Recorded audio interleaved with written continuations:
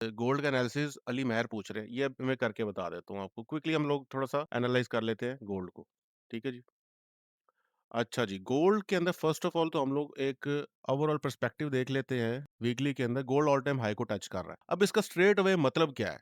अभी यहाँ पर हमारे पास लेफ्ट साइड में कुछ भी नज़र नहीं आ रहा हमें, ठीक है? कि हमारे पास कोई सप्लाई लेवल नहीं है, मतलब अभी हमने सप्लाई लेवल नहीं देखने, हम मार्केट को शॉर्ट नहीं कर सकते। क्यों? क्योंकि हमारे पास कोई डाटा ही नहीं है।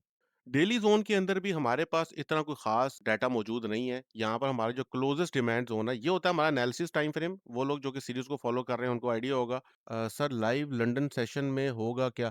देखिए मेरे लिए सेशन-सूशन इम्पोर्टेंस नहीं रखते हैं अमेज़िंग। जो आपकी न्यूज़ ट्रेडिंग है ना, जो बंदा न्यूज़ को ट्रेड कर रहा है और लंदन सेशन में आके बैठ जाता है वो मुँह उठा के कि मार्केट की वोलेटिलिटी से वो फ़ायदा उठाएगा, उस पर कभी भी लॉन्ग टर्म ट्रेडिंग सिस्टम आप डेवलप कर ही नहीं सकते, जो मर्ज़ी उखेड़ लो आप। वो लाइव बैठकर 2 ति थोड़ी-सी वो शब्देबाज़ी कर देते हैं। प्रॉब्लम ये है कि जो न्यूज़ का इम्पैक्ट होता है ना, उसके ऊपर ट्रेडिंग सिस्टम्स डेवलप नहीं होते। क्योंकि न्यूज़ का इम्पैक्ट रैंडम भी होता है, मतलब इन रैंडम नेचर होता है। फॉर एग्ज़ाम्पल डॉलर की अच्छी न्यूज़ आई है, ज़रूरी नहीं है कि डॉलर पंप हो। ये आपके पास एक कंसेंसस ही डेवलप नहीं हो रहा कि अच्छी न्यूज़ पर डॉलर पंप नहीं होता, तो आप कैसे उसके ऊपर एक long term trading system develop कर सकते हैं। बेसिकली सप्लाई एंड डिमांड के अंदर हम लोग ज़ोन्स प्लॉट करते हैं। अब वो ज़ोन्स यूजुअली न्यूज़ के टाइम पर ही फुलफिल होते हैं क्योंकि वोलेटिलिटी ज़्यादा होती है, ठीक है?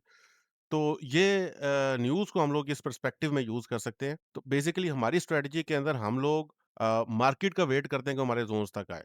हम लोग मार्केट को चेज़ नहीं करते, ठीक है?